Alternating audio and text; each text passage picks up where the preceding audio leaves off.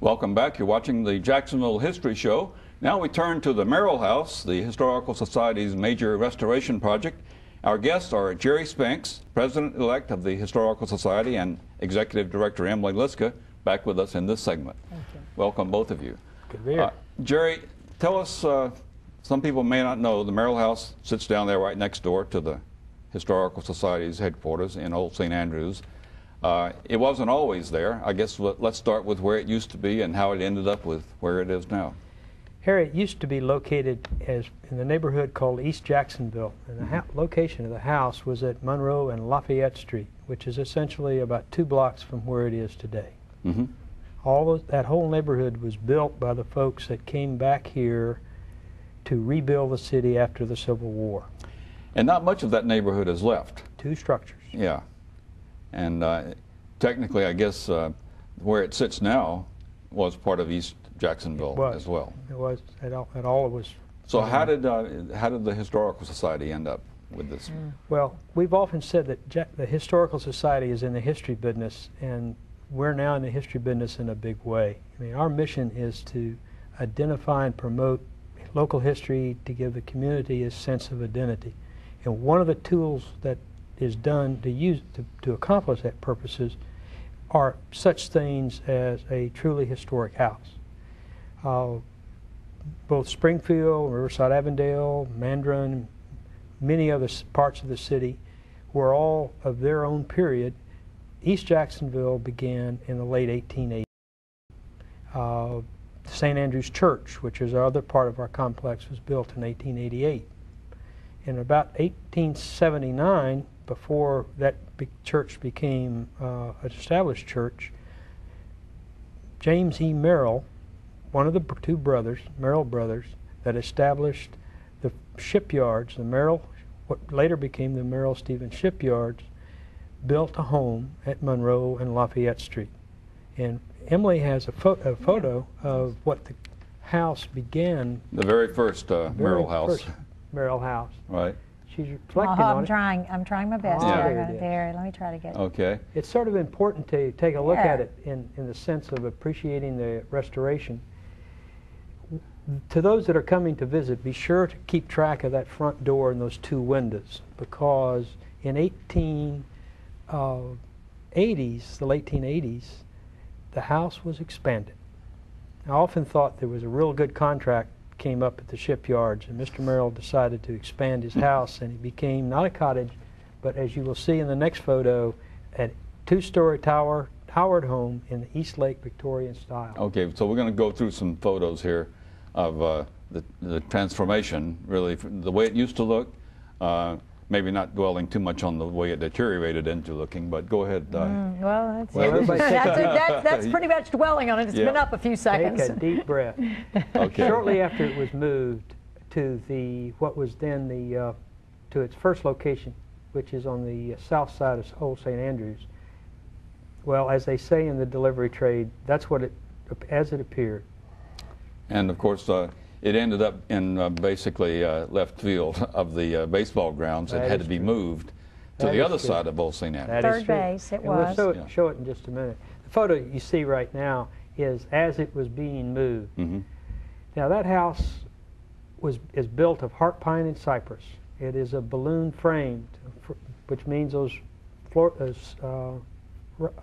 joists go, they go all the way from floor to ceiling. So the house is very securely built, or it wouldn't have survived this move, because it was two moves, excuse me. 2 moves. Yeah.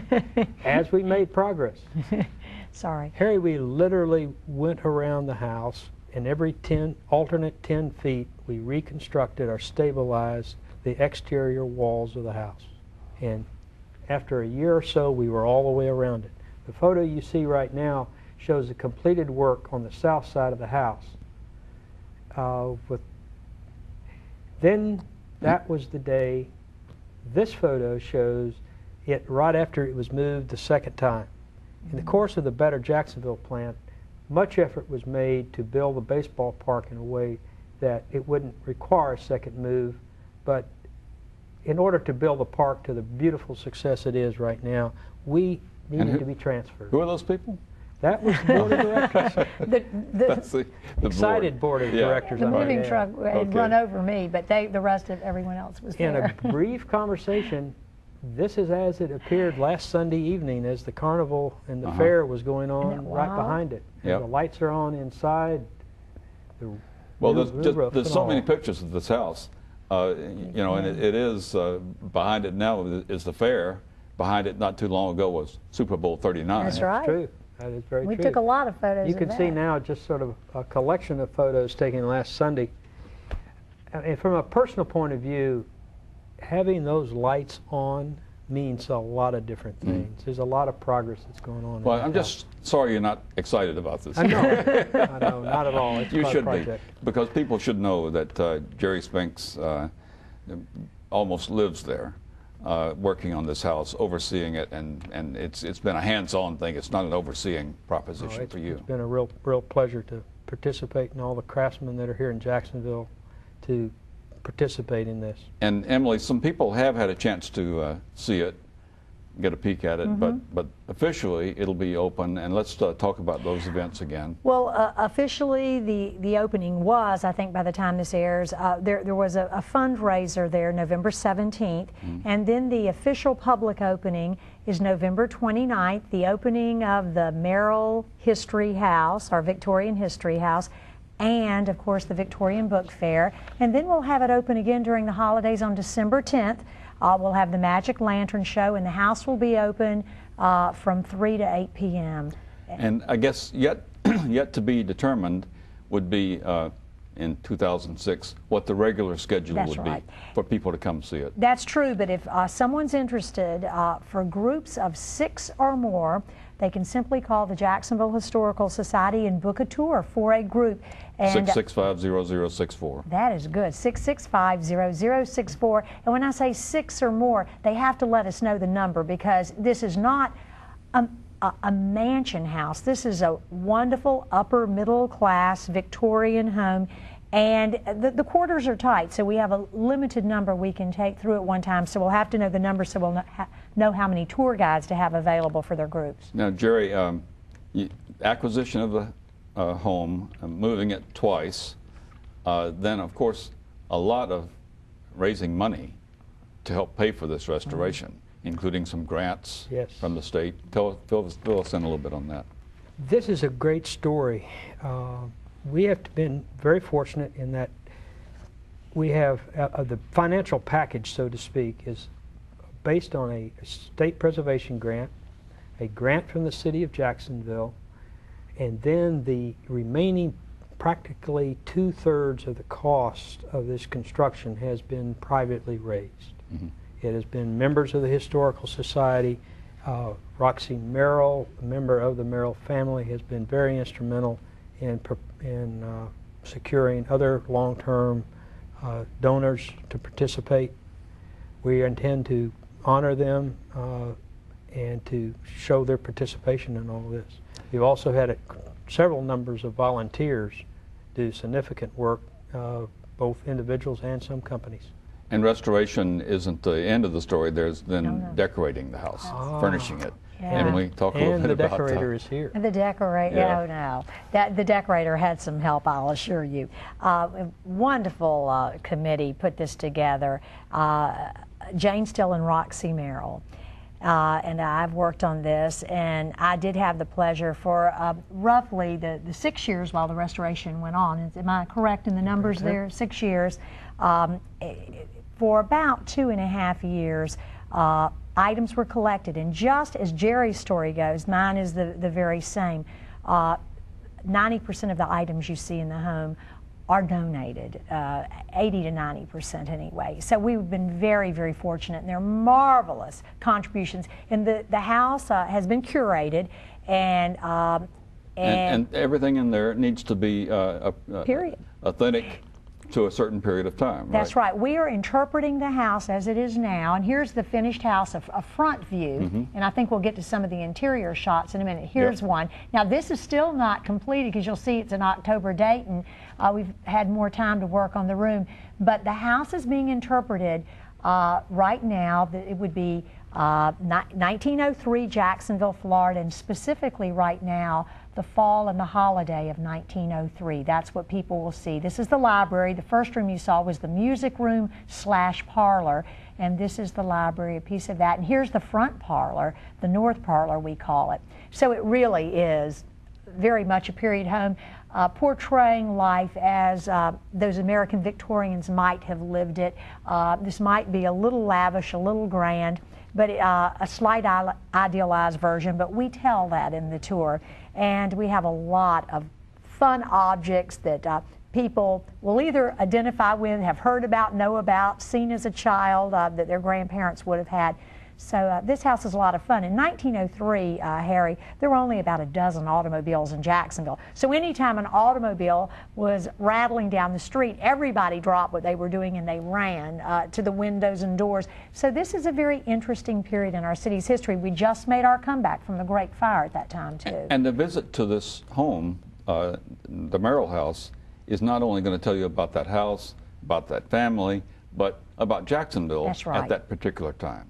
Right. And that's an extremely interesting part of this. You know, what was life like in Jacksonville at this time? I think people will be very surprised, and that's we really want to paint that picture, and I think we've done it in a very authentic and compelling way. I hope so.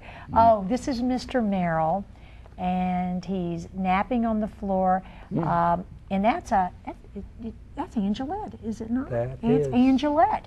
And that is the only person still living, Angelette the baby, who actually lived in the home, and she will be at, and by this time it will have happened, the November 17th opening to unlock the door. So, and there's Angelette on the far right with her daughter in the center, and Roxy Merrill on the left. That's the entire Merrill family of an earlier time. This is probably about, I'd say about 1915, 1910, 1912, in that range. I'm sorry I don't have the notes in front of me on that. And of course I know when this is little Helen Merrill. It's about the time of about probably about 1900. Right on the button. And this is the house as it was on Lafayette. Because she's about 3, and she was born, I think, roughly 1997, 98. That's correct. And those were her brothers on the front porch, and that is a wonderful old photo of the Merrill house. The Merrills were big photographers, and so we're very lucky. We have lots of pictures. I would like to show a photo of the Merrill family taken in Jacksonville by a professional company. Right as I recall, it was listed at 1 West Bay Street. And this is the whole family in 1898. This is the time of, of the Spanish-American War. This picture was snapped, and that's baby Helen. She will be 5 years old in the period we interpret the house in 1903, but that was 1898. So we'll see some toys and other things that she might have played with at the age of 5. You will see toys children might have played with, not only toys that Helen would have played with at age 5, but her brothers roughly ages roughly about 8 and 13 would have played with as well. Children may be shocked at the paucity, and I'm shocked by the lavishness of the toys we've placed in the room, but others might be shocked in comparing them to today. Jerry, as anyone who's done a restoration knows, it's never over, but I guess there's still some work to be done, and there will be for a while. Well, restoration is a French phrase for it. It's never going to be over. Yeah, we've now created a way to maintain the house on a rotating program. Many of the elements you see in the house, every structural element in the house, from the mantelpieces, the flooring, the paneling, has something of the original house in it. Where the water didn't destroy the heart pine, we literally put it back, and it will tell a story. The University of Florida will start using the house to teach post-Civil War construction methods. And we have to leave it there. Jerry Spinks, Emily Liska, thank you for being with us. That's our show for tonight. Thanks for watching. The Jacksonville History Show is here every Wednesday night at 8. For more information about the Jacksonville Historical Society, visit our website, jackshistory.com, or call 665-0064. So long, everyone.